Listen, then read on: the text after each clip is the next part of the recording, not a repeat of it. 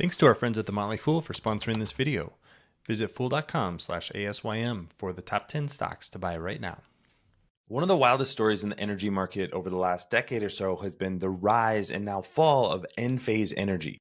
This is a company that makes microinverters typically attached to the back of solar panels, really a new product in the last 5 to 10 years, but has really taken off. And there's a really interesting history behind why the company rose as quickly as it did, and then what has happened over the last couple of years.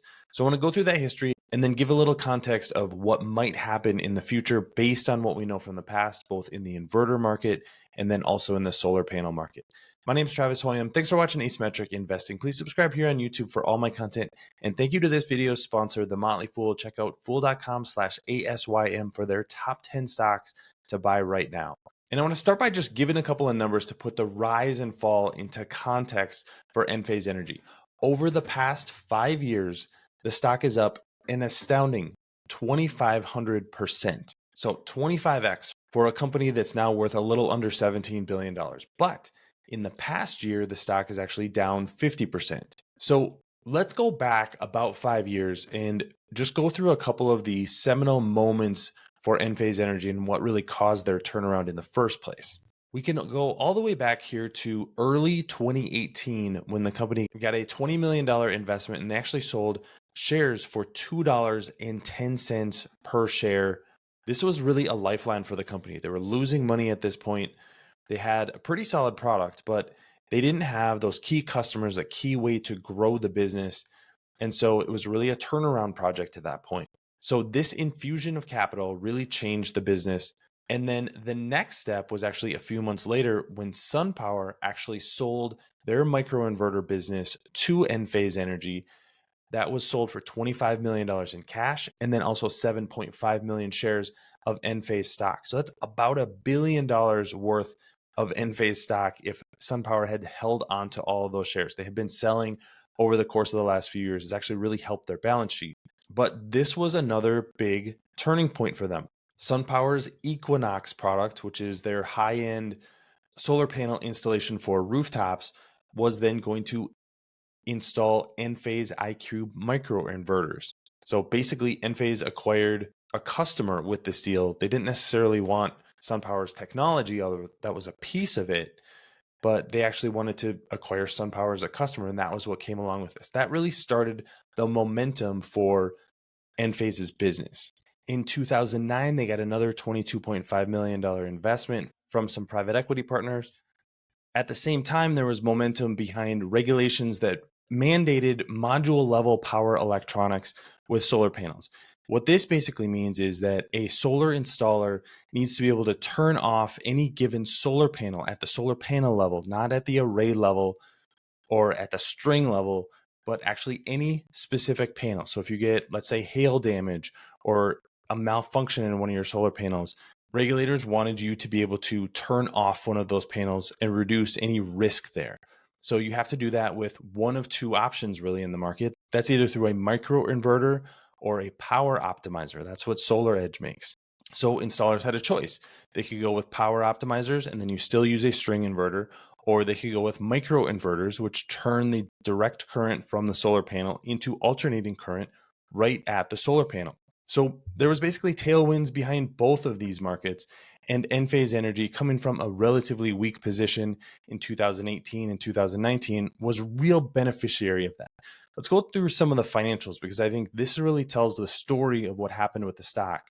You can see that the company was losing money in 2018 and 2019. That really started to turn around late in 2019 and into 2021. And that's exactly when you see the stock just really start to take off. So you start to see this growth story really get a lot of momentum that really continued during the pandemic. And then even in the last 6 months has done relatively well. So operations were doing well. Enphase was coming from a very low point from a valuation perspective. Here's the other piece that needs the attention that it deserves, and that is that there was a ton of multiple expansion for Enphase Energy. In 2018, the stock was trading at around 1x sales. In 2021, that went up to over 30 times sales. We're still looking at a stock trading for 6 times sales, but that multiple has really come down in a very big way over the last couple of years. That's a big reason that the stock is down. Investors just simply aren't putting the same premium on the stock that they were a year ago. So, what's the cause for the fall in the stock, particularly over the past year? Well, there are a few reasons for this. One, the market is not expanding in the same way that it was for the last few years. So you aren't growing into basically a white space the way that Enphase Energy and SolarEdge were in 2018, 2019. Now you need the market overall to grow, and it's just not growing at the same rate that it was. So that lowers your overall growth rate. Enphase is also trying to grow by expanding the revenue that it has of each installation, particularly moving into batteries. Well, batteries are generally going to be a lower margin business than the microinverter business. Microinverters are actually a very, very valuable piece of a solar installation, actually worth more than the solar panels themselves. Batteries not going to add the same margin because that's really a commodity that you're putting into an installation. So depending on where you're sitting in that value chain, if you're an Enphase Energy and you're a high margin business, this is actually going to lower your margins by moving into batteries. We're also starting to see more competition in the market. That's just the reality. When you see the kind of growth that Enphase has had, you start to see lower cost competition coming into the market. We've been hearing about this for years, hasn't really impacted their financials, but now I think it's really starting to. And a big reason for that is that installers are getting squeezed. Installers need to make money by financing their installations over 20 or 30 years. A lot of them use power purchase agreements or leases, which means they're responsible for putting up the money to actually install the solar panels up front.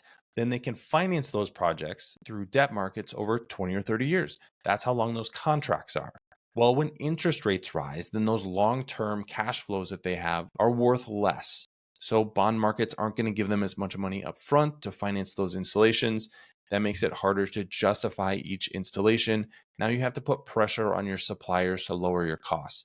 As the biggest piece of a solar installation, it's logical that Enphase Energy is one of the suppliers that is going to get squeezed. You don't have a 40-50% gross margin product and expect that to continue in perpetuity, especially in this market. So I think that's the next thing that we're going to see. We haven't quite seen this yet, but that's what the market is projecting, is that those margins are probably going to come down this year and next year as Enphase's customers really start to feel the pinch of higher interest rates. And like I talked about earlier, as all of this is happening, the market has put less value on Enphase's growth, and the impact of that is margin compression.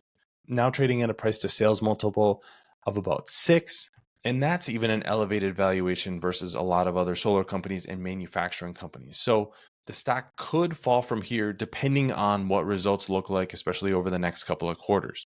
So there's a lot going on here. And the history of Enphase Energy is really fascinating because it's one of these boom and bust businesses that we've seen happen over and over again, particularly in the solar industry.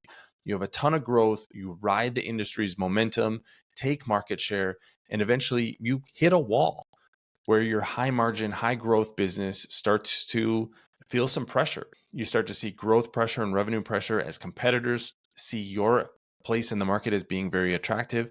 And then the products ultimately get commoditized. We have seen this over and over again in inverters, in solar panels, and now we're starting to see it in power optimizers and microinverters. I think Enphase is still a really good business in a very good position, but you got to get in at the right price. It's just like buying a stock like First Solar. If you bought in at the right price and a good valuation over the last 10 years, it could have done really well. But if you bought it at peak, at a premium, then it was really hard to make money on a stock like that. So that's my take on the background of Enphase Energy. I'd love to hear your thoughts in the comments section below. Don't forget to subscribe to Asymmetric Investing. Thanks for watching, everybody. See you here next time.